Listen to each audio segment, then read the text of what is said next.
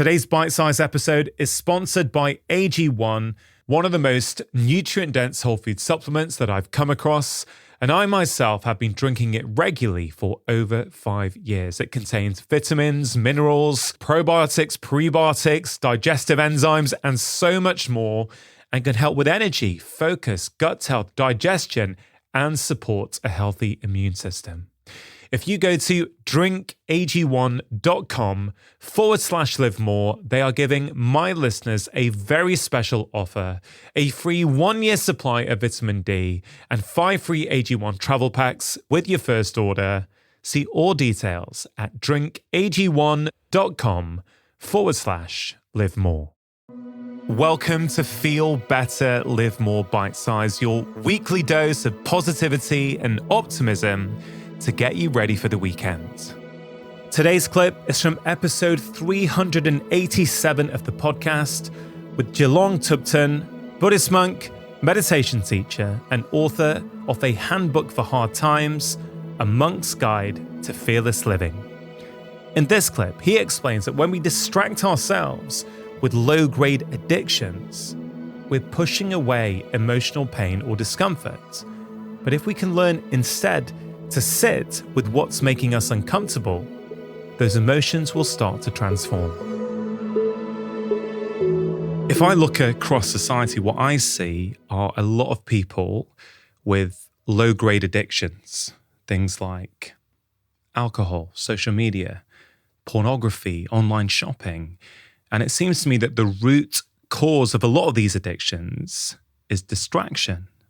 You make the case that distraction, or the pushing away of our feelings of pain, of discomfort, is actually the cause of many of our problems. Do you agree that we are a society that seems to be addicted to distraction? And if you do, what's the underlying cause? I think we're definitely addicted to distraction. And of course, the way we use technology has really fed into that. I went away into a 4-year-long retreat in 2005. And when I came out of that retreat in 2009, everything had changed in the landscape of technology. So during those 4 years, the iPhone was launched and YouTube, Facebook, Twitter, all of those things happened. So when I came out of that retreat, I was quite startled by how things had sped up. And so just noticing how everybody's face is buried in a phone and there's this sort of constant barrage, this invasive nature to information, advertising, social media, all of that. And so that's incredibly addictive. And so, yes, we are all drowning in addictions of various sorts, and they are all based on distraction. What is it we're trying to distract ourselves from is I think we don't really know how to face up to our own feelings. So we use things to food, phones, anything to kind of get away from ourselves. Yeah. There's a quote in the introduction of your book, which I'd love to read to you because I think it really speaks to this. In pushing away discomfort, we usually don't see how the discomfort lies in the pushing. It's our habit of chasing pleasure and running away from hardship that is the real problem. And as any habit simply proliferates, so we constantly chase more and push away more, reinforcing our sense of dissatisfaction. There's a certain irony there where we're trying to use these activities, acquire these things, engage in these behaviors to avoid feeling what we're feeling. But you're sort of making the point that actually doing that makes the problem worse. So why is that? And also, just to play devil's advocate for a minute, what's wrong with people engaging in these behaviors? There's nothing wrong with anything per se, but is it making us suffer? That's the question. Is it creating more suffering? And I think it is, because the more you run after something, the more it seems elusive. We never actually get what we want. And that's because when we're engaged in running after that thing, we're just building more of a habit to run after something. So even if we get what we want, we then find we want something else or a better version of it. The wanting never seems to go away. And in a way, we're just feeding more wanting. So the mind wants more because it's creating a habit of wanting more. So the wanting becomes an endless hunger.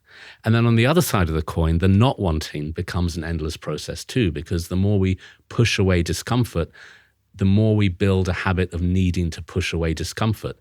Now, if you've got that habit running in your mind, there's going to always be something uncomfortable to be pushed away. Even if you lock yourself in an ivory tower with no stress around you and everything just right, because there's a habit of needing to push away discomfort, we'll find something uncomfortable.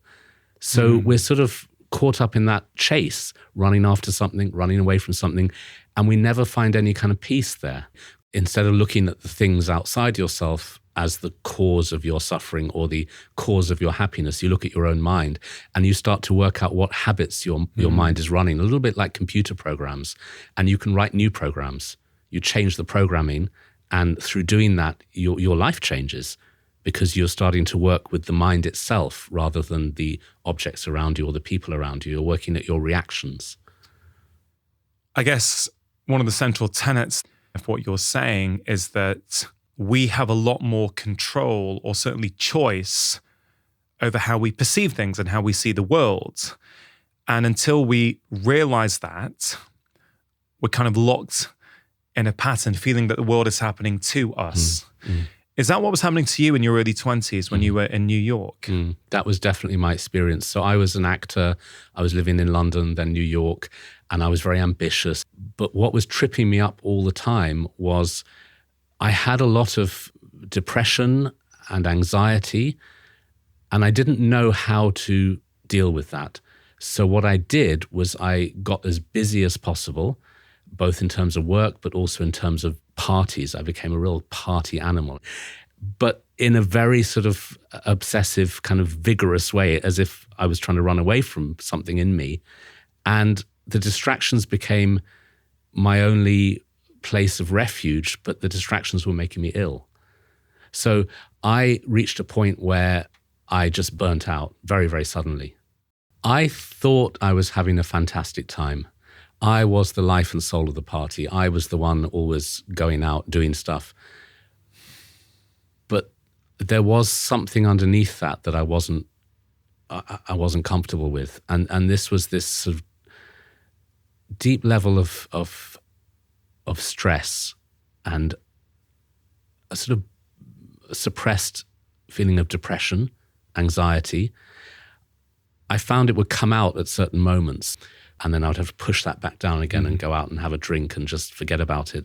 So on the one level, I was having a great time. On another level, I was very unhappy. And I think that's the toxic mixture that created the burnout. I think this is really important because on the face of it, it can seem like, well, why does it matter if I just run away a little from my emotions and I spend 2 hours scrolling social media in the evening rather than dealing with my marriage or my feelings about myself or my depression or whatever an individual may be struggling with. But I think what happened to you in New York, having severe burnout where you couldn't get pretty much off your mum's bed for months, in many ways, that's the inevitable end stage if you don't deal with this stuff. You can't really put those emotions in a cage, can you? They will come out at some point. And I'm grateful for that. I feel grateful. I feel grateful that I couldn't get away with it for much longer. The running away. My body stopped me. Unhappiness is the key to a doorway.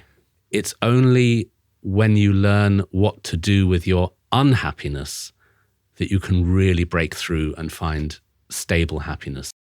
Yeah, there's this lovely quote of yours, and again in the introduction, our unhappiness is the most fertile grounds for the cultivation of inner strength, resilience, and compassion. I think the goal is to change how we think about hard times and to start to see them as I said, fertile ground or something that can benefit us in some way in terms of growing our compassion, resilience, strength, etc. But what we really need is methods that we can apply in the moment, because otherwise the hard times become toxic and destructive. But I try to provide in the book ways of thinking, but also ways of meditating in the hard times that can help you to work with a sense of transformation in the moment. Otherwise, it's always that you find out later that you were grateful. You have a terrible time, and later on you can think, oh, okay, that was good for me. I look back with gratitude, which is good, but wouldn't it be even more powerful to know what to do in the middle of the storm? When you are in the storm, how to work with it. So obviously when I had that burnout when I was 21, I didn't know about meditation. I found out later.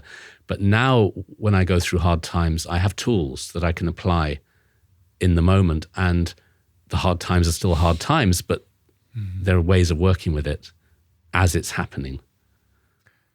Let's say someone is listening right now and they're in the middle of a really difficult time.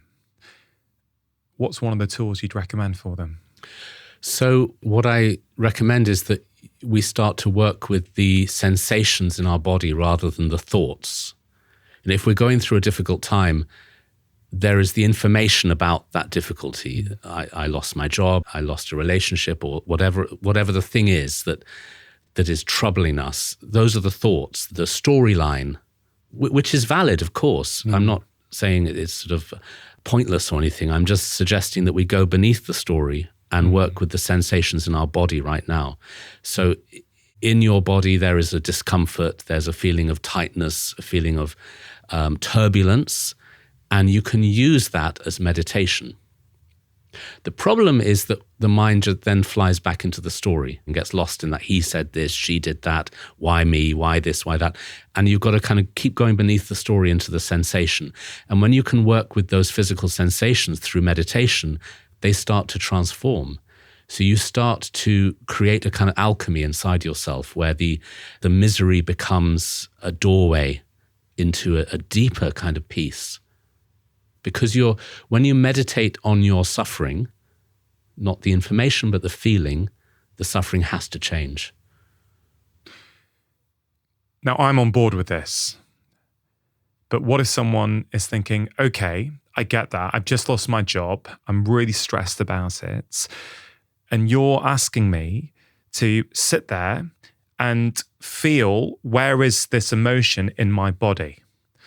Sure. And let's say they do that. And they find it's in their stomach, and their stomach feels tight, and maybe their gut's growling, whatever it might be.